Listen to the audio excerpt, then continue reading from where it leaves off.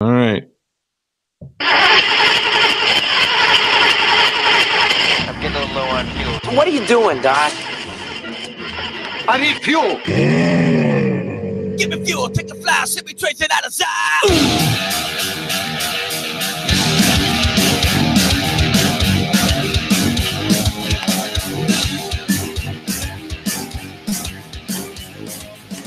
Now, here are your hosts, John Eddie Jr. and Tom Tuttle. Welcome to episode number 43 of Fantasy Fuel. I am here, John Eddie Jr., along with my co-host, Tom Tuttle. How are you doing, Tom? Doing real good today. All right. Well, there is so much news to talk about. We, again, are shoving a previously scheduled episode to talk about news, and more news, combine stuff, free agent stuff, re-signing, comebacks. It's all in here, and we are going to get right into it. Mm-hmm. And one of the top stories this week is the Cowboys are giving former tight end Jason Witten a 1-year, $3.5 million contract. So apparently sucking in the announcer's booth means I got to get back to playing on the field. He did not do anybody any justice in that booth. Yeah, when you say as many stupid things as he said in the booth, you pretty much have to just plan for something else. So, yeah, it was not good. I don't remember what he said. Something about bopping a bunny on the head or something. I don't know, something really weird. I tried to block it from my memory, but I do have some quotes that are interesting because not 2 months ago, Jason Witten told The Athletic, quote, "I'm committed to the long game approach of being a broadcaster." And a quote must have been just today was, again, Jason Witten, quote, "The fire inside of me to compete and play this game is just burning too strong. He has a great group of rising young stars, and I want to help them make a run at a championship. This was completely my decision, and I am very comfortable with it." Really, Jason? You're comfortable because now you can get paid.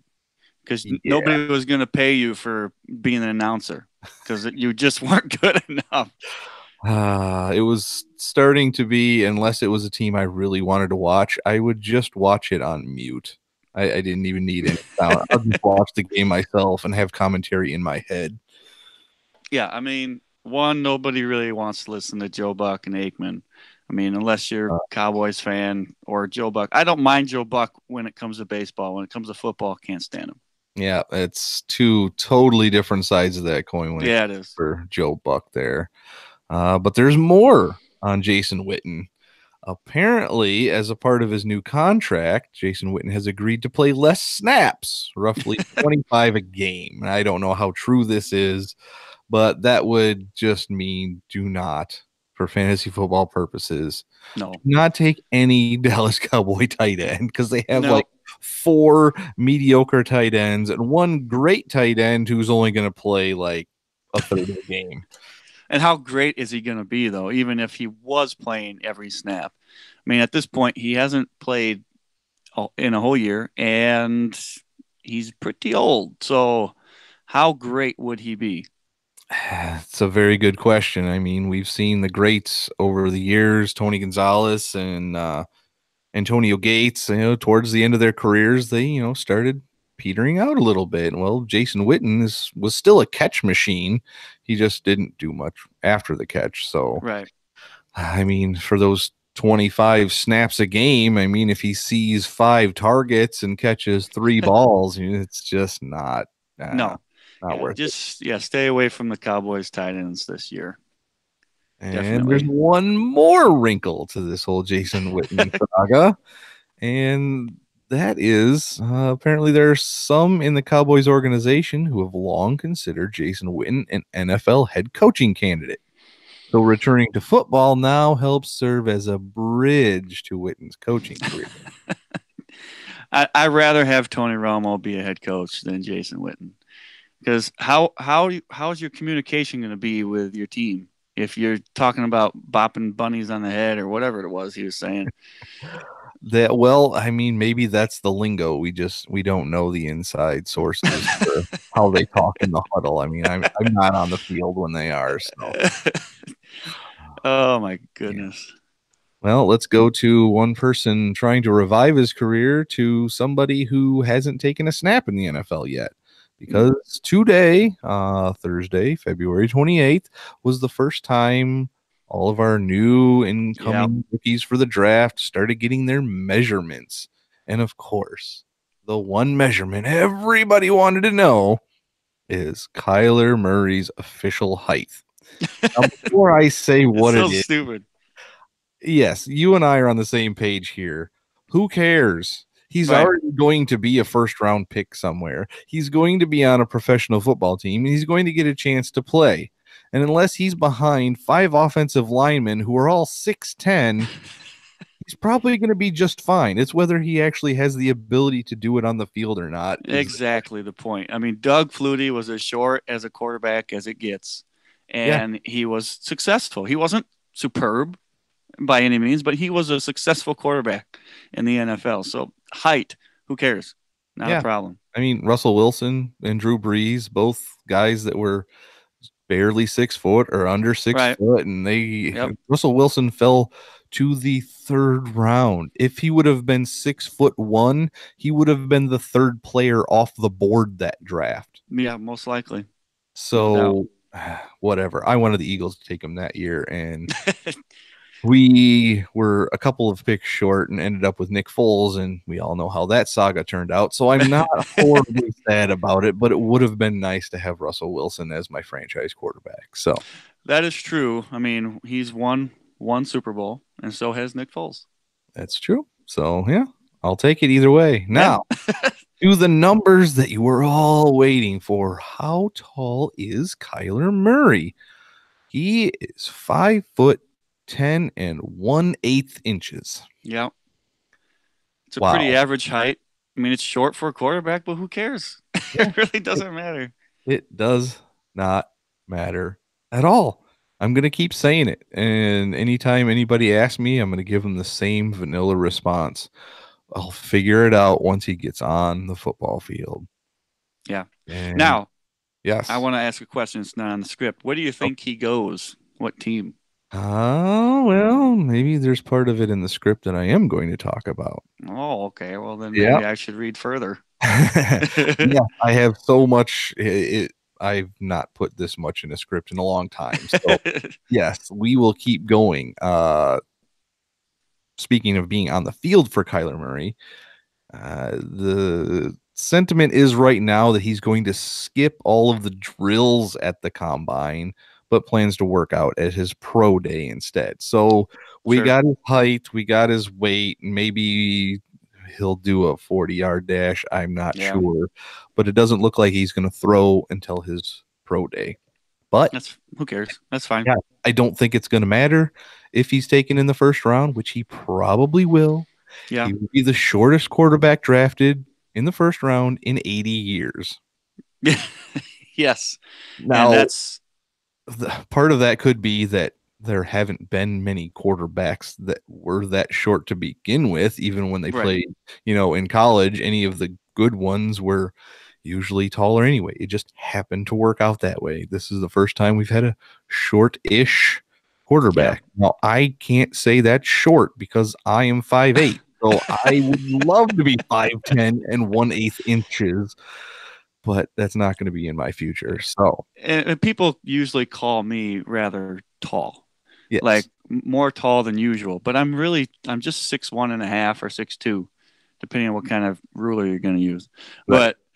But I'm just pretty much an average person as far as height goes. You're average, and he's average. I mean, it's silly to think about height unless you're going to play basketball. That's when height kind of matters a little bit. Yeah, well, don't get me wrong. If he was 6'6" and had all of well, yes, goals, it doesn't matter who the first team was. They're taking him no matter what. Right. So, but on to more possible landing spots and what managers are thinking. It looks like there are some managers out there and a few other team sources believe that 4 quarterbacks will go in the top 20, maybe even the top 16. Yeah. And there's going to be teams trading up for them.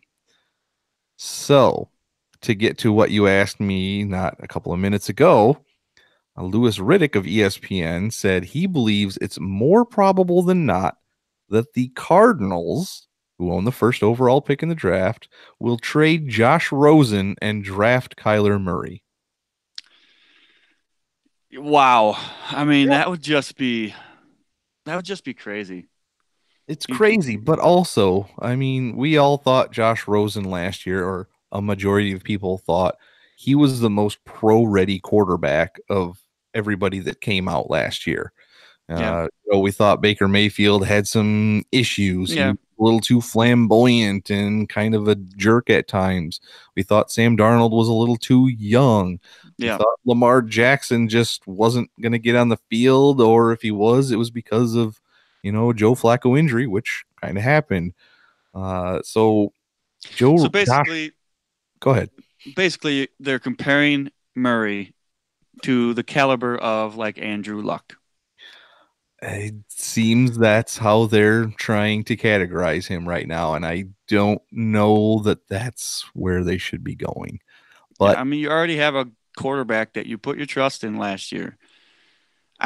Wow, that would just be something. That would be something. Here's the thing. Josh Rosen got to play a lot last year. Yes. And while he wasn't like a horrible, horrible quarterback where you're just like, oh my God, I can't believe we wasted the 9th pick or 11th pick, whatever it was he went last year. Yep. But he really didn't show much of anything special. Like, there wasn't a couple of throws in a game where I was like, oh, like Josh Allen had that last year. Baker There's Mayfield no had doubt. that. Yeah. I don't know. He doesn't really have a lot to play with, and it's just his first year. You can't expect the world out of a rookie, because lately we have been expecting the world out of rookies, because rookies have been performing ridiculously, but not everybody is the same. That's like my children. Like, my son is really extremely smart, and my daughter is just a little bit behind, but you can't expect her to be as smart as he is. And everybody learns at their own levels. And not saying my daughter's not smart, she's smart, I but was wondering where you're going with this. it's just everybody learns at a different pace, and that's exactly what is going on in here. I feel like he'll be fine. He's going to be a starting quarterback, and maybe he won't be a superstar, and maybe that's what the Cardinals are trying to get, but I don't know. It feels kind of silly to trade him. You just got him. Another part of that is they have a brand new head coach in Cliff Kingsbury, and he probably wants his guy, and he has, I think, come on the record saying he really likes Kyler Murray. Yeah. So if you can get something out of Josh Rosen, because it's not like you would get, a 6th round pick is all you're going to get for him. You could probably get a 2nd round pick or something back for Josh Rosen from somewhere, maybe the Dolphins, somebody like that, who maybe don't want to take a quarterback as high this year, but would still like to have a shot at a franchise quarterback of some kind. Maybe something like that would happen, and they'll just recoup their losses and hope Kyler Murray is the real deal. Yeah, I mean, sure. I mean, you got to hope that Rosen wasn't what you wanted him to be. You got to think, okay, this isn't worth it. I don't know. It makes me shake my head a little bit, because you spent a 1st round pick on him last year, and you got a quarterback who you thought was going to be it. And yeah, I mean, he doesn't have a lot besides Fitzgerald, and Fitzgerald was very underwhelming this last year. So I don't know. We'll see what happens, but I honestly think that Murray might go to, I don't know, maybe the Giants. I hope you're wrong about that one. I know you do. We're wrong that Kyler Murray will be a star, one of the two. Because if he goes to the Giants, I hope he's not the next, Saquon Barkley for them, where everybody knew Saquon was going to be good, right? But didn't know how good. So I just think it makes sense. I think it makes sense to go behind Eli Manning, and whether or not that's for the whole year or not, probably wouldn't be. But I'd say you give him some time to learn the system, watch somebody who's done it for years play the game, and then give yourself a shot. Go out there and perform. And I think that's my opinion, the best situation for him. As long as he doesn't learn how to make the Manning faces that he does. That's all I care about if that's where he goes. If he can do Peyton Manning's faces, we'll be fine. Yes. Okay. That'll be okay. But if he's making dry faces, waiting for another long 15 years of quarterback play out of the New York Giants. All right. Let's move along to a different position. And this is a position that me personally, I am going to be looking at a lot, especially for fantasy football. So this is the first we'll mention some of these guys, but it's not the last. We are going to talk about some of these guys because I'm very, very intrigued. Before I tell you about our first guy, apparently there's like eight wide receiver prospects at the combine right now that are 6'2" or over and 220 pounds or over. But that's some big guys right Yeah. there. I mean, last year our wide receivers, there just wasn't anything flashy. Well, this year I have my eye on a guy named Hakeem Butler from Iowa State. This guy, just listen to his measurements. He is 6'5" and 3/8. He weighs 227. He has a 10 and 6/8 arm reach, a 35 and 2/8 wingspan, and an 83 and 7/8. What is this? The guy's big. Yeah, it's the longest combine wingspan ever recorded. Yeah, so that's this awesome. guy is already tall. He can reach. His hands are huge. Like, if this guy can put it together, this guy sounds like Randy Moss and Julio Jones put together. Right. If he can run a sub 4.5 40, holy crap. That's all I got to say. I've looked at one mock draft earlier today, and they said depending on where an offensive tackle went, if this guy went in the top 5, then the Bills were taking Hakeem Butler at number 9. And I'm like, Josh Allen to Hakeem Butler. This could be a match made in heaven. Right. And I think if there's a team out there that's interested in Antonio Brown, you might want to say, all right, maybe we don't have to trade something to get Antonio Brown. Maybe we can just draft this guy or a different wide receiver later on, because some of these guys that are coming out are young and they're great already. You can just see it. Like, this guy's huge. I mean, if he's going to be anywhere close to Randy Moss, it's going to be a success.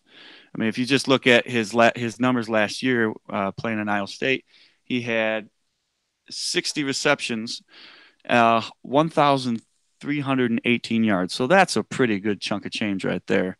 And he's averaging 22 yards per catch. That is way more than you would expect out of anybody. Now, it is not the biggest college division in the world, but he still did it, though. He did.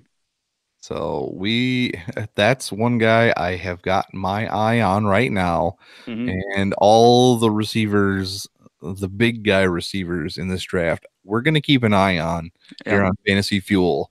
So over the next week or so with the combine, we'll be getting lots more to talk about with these guys. And of course, all the other positions. And another one of those guys, Kansas State running back Alex Barnes, completes 34 reps on the bench, breaking the all-time running back record set by, you probably would never guess this if I didn't have in the show notes, Jerick McKinnon. Yeah, it's kind of weird. I didn't know he was that strong. Yeah, well, nobody knows he's that strong because he's never stayed on the field for an entire season before. I mean, apparently, if he's lying down, he's perfectly healthy and as strong as anybody. But once he stands up and uses his legs, that's where the problems incur. Poor kid. Well, yeah. Speaking of him, he's kind of going under the radar.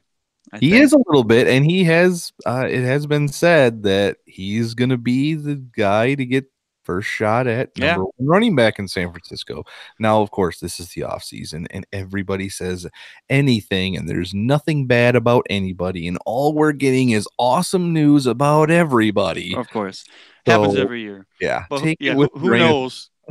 If frickin' Bell could go there, and then goodbye Jerick McKinnon. Like, that's just... We forget about him instantly. Yeah, yep. All right, we got one more guy from the combine I wanted to talk about. Okay. Hunter Renfrow just set a combine record for hand measurement. So another huge-handed guy. Yep. Guess what? He got an endorsement offer from Hamburger Helper.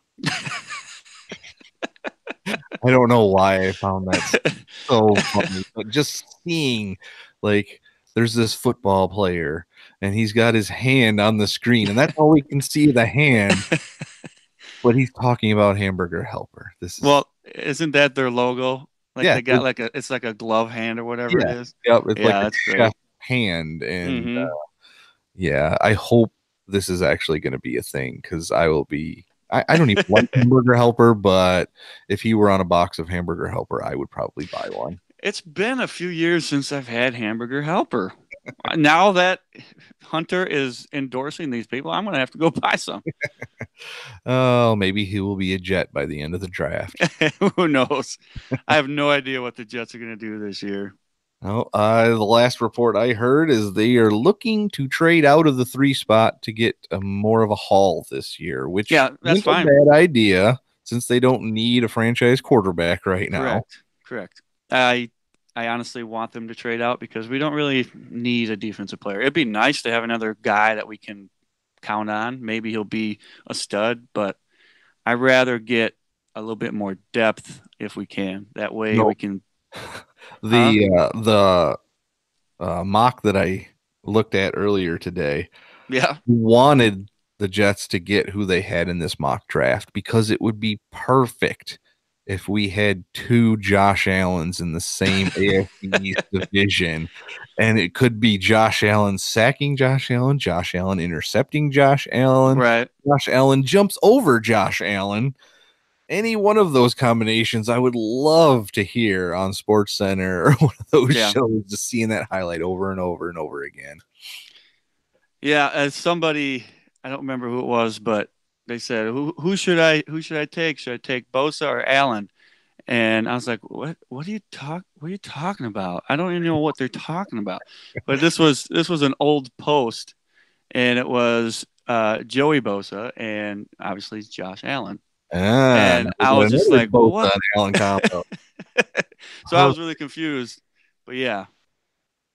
All right. Well, we've talked about some funny and fun things. Now let's get to a little bit of serious business on a free agent wide receiver who we have no idea where he will go or if he will even be able to sign a contract, because Demaryius Thomas was arrested for vehicular assault related to a crash a few weeks ago. Now, I was worried about his health and his injury status, and now he has an arrest because one of his passengers apparently suffered serious bodily injuries, and he was driving 70 miles an hour in a 30-mile-an-hour zone. Demaryius, what are you doing? Yep.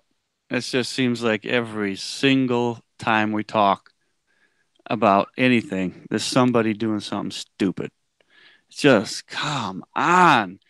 You're making millions of dollars. You don't have to be stupid to just I don't know. I don't understand it. I just don't get it. I've driven 70 miles an hour before in a zone I shouldn't have been driving 70 miles an hour before.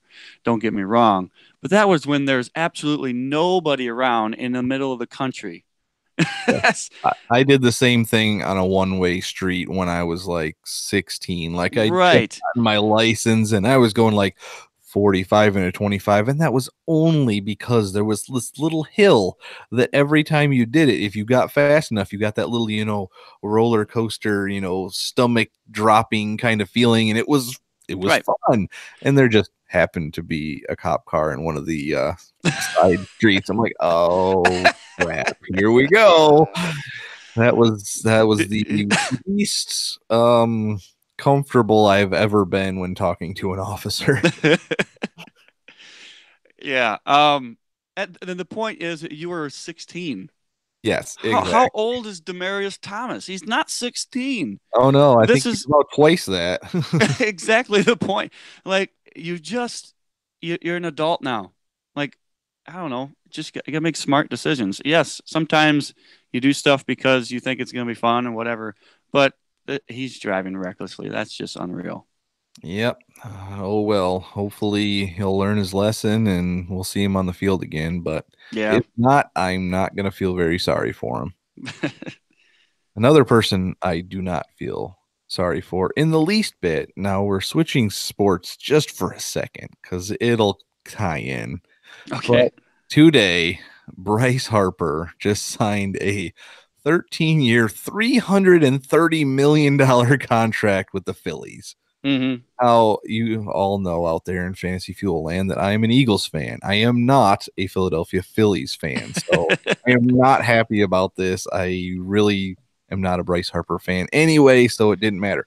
But the matter of the fact is he just got $330 million Mm-hmm. guaranteed. Like Yep. this is his money. Like it doesn't Yep. matter what happens from here on out. This dude has hundreds of millions of dollars. I will say this. At least he's going to a team that can contend. Where Machado went to the Oh, the Padres, Padres. Oh my and god. it's just You like, know, what? You're not going to contend unless you get somebody else, which they haven't. So that one was more outlandish to me. This one, I can see Harper at least is saying, "All right, I get the money, and I can contend for playoffs." yes. Uh, So he's I want to go a little bit further because okay. I know it's not a baseball show, but I just don't think he's worth that much money. I really don't. Last year was Nobody's very worth that much underwhelming. money for playing baseball. Come on. Well, okay, but we're talking in a I know. sports sense. Yes. But yes, I we can move on, but I just don't think he's worth that much. No. So that what we were saying, $330 million guaranteed. Right. The largest NFL guarantee ever was last season with Kirk Cousins and his $84 million. Like Yeah. Completely different sport, man. insane. It's crazy. And here is the payoff to all of this. Now, maybe not everybody has heard of this, but I'll throw this out there too for a kind of a similarity between the sports here again. We had 330 million to 84 million. Well, Bobby Bonilla, how long is he getting paid for? Like $1 million a year for like 75 years or something stupid like that that the Mets paid Bobby Bonilla. Well, I just found out that when the USFL formed, if anybody remembers what the USFL is, in 1984, Steve Young signed a 44-year, $40 million deal with the LA Express. The deal wasn't supposed to end until 2027. He's still playing. Steve He's Young? I'm just saying 2027 that he Oh, would yeah. still be playing. That would be insane. 44. Who signed a 44-year deal? I guess, maybe because it was such a new league that he was like, I'm just going to make sure I have some stability and I have a contract with Right. somebody. I just 44 years, $40 million. It wasn't even $1 million a year. No, yeah, it's crazy. But hey, if I could have signed something in 1984 for just under $1 million a year, I would have been set Of for life. course. So, Of course. you know. Now, the question is, did he get all $40 million? That I did not see. I just saw that little snippet and thought I would add that into the show. I'll have to dig a little more and compare that contract to the Bobby Bonilla one and see. Yeah. But speaking of contracts, somebody is going to be finding a new contract and a new team. And that somebody is former Super Bowl MVP Nick Foles. Mm-hmm. The Eagles have said they are not going to franchise tag him. So we're not going to have to deal with that kind of a headache in Philadelphia, which Right. I think is a good thing. And when he signs, wherever he signs, we'll probably end up with, a third round extra pick in the 2020 draft. So we're not losing much. It's something. It's something. Yep. It seems like a couple of years ago we could have traded him for a first round pick and we would have had more for the long term, but then we might not have had a Super Bowl. So I can't be too Yeah. mad about it. Yeah. But apparently the Jaguars, no big surprise, are the front runner from Nick Foles, in part because the Redskins are So saying stupid. they're confident that Colt McCoy can be their starter. Well, of course he can be their starter. Anybody can start for you. It doesn't say they're confident that he'll win games for the Washington Redskins. So what are Where's they their doing? I need to know where their confidence is with Alex Smith. Like, at what point do you think he comes back? Is it going to be this season? Like, because if not, you might as well just try and look at drafting a quarterback, because Colt McCoy is not going to do it. Yeah, I don't know what their plans are, but it's not like the Redskins have been making very good decisions over the last. Yeah. When they got RG3 and they won the division, they're like, okay, maybe the Redskins franchise has turned it around. But Mhm. ever since they put him in there when he wasn't fully healthy and he got hurt even more, well, those are the Redskins that I remember. So, And they had one good year with Kirk Cousins. yeah, kind of. It was the you like that Yeah. year. Yeah, we got that meme video clip out there. So I guess that is what makes it for the Redskins franchise. I don't know. Oh man. So I it seems like Nick Foles really doesn't have a lot of, leeway here to pit two teams against each other. Well, they're going to give me 25 million. So if you can give me 26 million a year, I'll sign with you. I don't see but maybe one or two teams vying for Nick Foles. So he might not get one of those giant contracts that everybody thought he was going to get. Yeah, I'm not sure he's going to either. I think that it's got to be a team that thinks they can be successful with Nick Foles. It can't be a team that's, oh, we still got some other things we got to work with. And to be successful, you can't just sign somebody who won a Super Bowl 2 years ago and not have the rest of a team to be what's the word, help. The rest of the team needs to help. You can't just rely on one thing. And so it has to be a team that has everything else around them. And I don't see the Jaguars as that team. I could see it, I but don't. only if Leonard Fournette stays perfectly. Oh my gosh! What? And we're not going to get into that again today. I'm sure we'll have many chances to talk about Fournette throughout the offseason and when training camp and everything gets here. But Nick Foles was the best when he had a great running attack. Yeah. When Ajayi and Blunt and Clement were on their game, he could do anything on the field.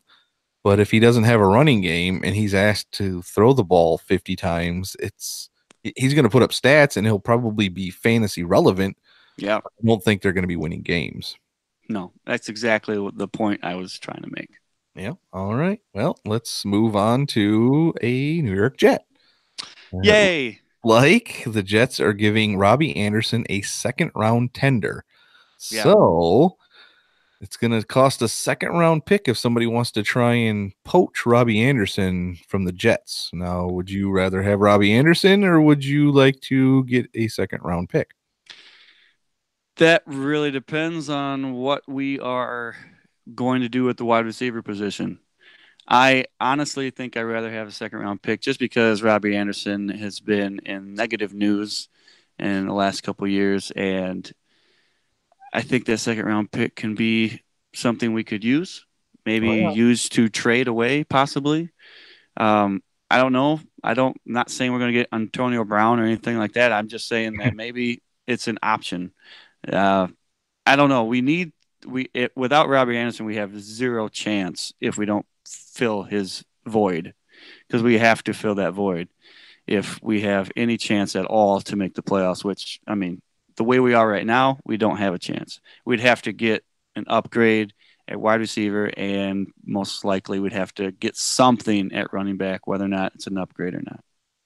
Maybe you could fill that void with the rumors of the Cincinnati Bengals wanting to trade John Ross.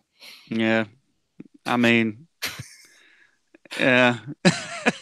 His numbers were really weird last year. He Yeah. had like 21 catches on like 53 targets, and he dropped 7 balls, but only 28 were catchable out of those 53. So he didn't have very many really good options, but he did. He dropped 25% of the balls that were catchable, but he also had 7 touchdowns in those 21 catches. So Yeah. if he can actually, prolong that into, a bigger season and more catches, he would be worth it. But I just think the risk is too much to try and trade for Exactly. Yeah. John Ross. At this point, I'd be fine with a second round pick. If we're not going to try to be successful this year, then that's fine. Just get rid of him, and then we can just, take another crappy year, Yeah. and then maybe get something next year, and then next year. The Browns did it, and now it looks like they're actually in a decent spot. It only took 10 years, but hey. Well, I have another throwback, something we were talking about earlier in the episode. We've got some people out here that are betting on a Todd Gurley style turnaround for David Johnson in 2019. Okay. We talked about this in a different episode. Cliff Kingsbury likes to pass to his running backs, but he really likes to pass to running backs on early downs. And that's because he's had a poor offensive line. Well, that's a way to maybe get a second and medium, second and short. Well, Cliff Kingsbury came from Texas Tech, and their running backs were 10th overall in college football in receptions per game in Kingsbury's last 3 seasons. So even if the Cardinals don't trade Josh Rosen and don't draft Kyler Murray, Right. I'm going to say it again. David Johnson is in for a big season. Yeah, as long as he doesn't peter out like Todd Gurley did last year. Well, they're just talking about the Todd Gurley turnaround from, that really, really bad. What was it, his second or third year? Yeah. And that was just, everybody was so pissed off about him in fantasy football that they shied away from him, and they shouldn't Yep. have. They should have bet on Todd Gurley, and I am going to bet on David Johnson again. Again, he was still a top 10 running back this last season. Yeah. For those of you who took David Johnson number 1 overall, Tom, probably not going to be worth the number 1 overall pick this year. But if you're later in the first round, he could possibly be that guy. But we'll see. Yeah. All right. We've got a few more little things before we end the show. This one is a very interesting one that I just happened to come by tonight before we got online to record. Jack Easterby, the Patriots character coach, whose role with the team had expanded greatly and who helped Belichick with personnel decisions, has left the team. So, was that person more instrumental in putting together a Patriots team who, acted as a team like no other NFL franchise can do? And if so, will that cause any trouble with this coming season? I don't know. I don't know. This is just it's just more Patriots hoopla. It's just whatever. I like it. I'm going to throw this one in there. Anytime there is a Patriots story of somebody in the news that's not quite in the best of lights, oh, well, Jack Easterby's gone. So that's probably going to be an issue. Mm-hmm. So we'll see. Another lighthearted story. Bruce Arians just said he told his staff that if they ever miss one of their kids' recitals or games, he'd fire them. You can always make up the time at work. Now that I like. I wish I could get that at my personal job. Like, just go take off, for your kid's field trip or something like that. Yeah. Make up the time later at work. I wish I had that opportunity. What if one of your people's staff, I mean, I don't know what staff includes, I guess, but What if you need that person for Sunday and it's like, oh, my kid's having a thing. I have to go. That is a good question. I will have to tweet at Bruce Arians and see what his thoughts are on that one. Because yeah, that's an interesting day that you should probably set aside for work, especially in the NFL. I just thought it was good to have somebody out there say it because everybody wants that, and Bruce Arians is at least a guy who maybe you can respect a little more for Yeah. more just football stuff, and Yeah. that's nice to see in the NFL too, with all the bad stories that we see from year to year. All right. Les Sneed says Todd Gurley has experienced a fair amount of wear and tear since the ACL at Georgia, and that the Rams Yep. will have to seriously consider reducing his workload via a Batman Robin scenario. Well, I don't know how much they're going to reduce his workload. They're probably going to run him into his ground for the rest of whatever contract he has remaining and then be like, not our problem anymore. Todd Gurley is going to get work. I don't care. It's going to happen.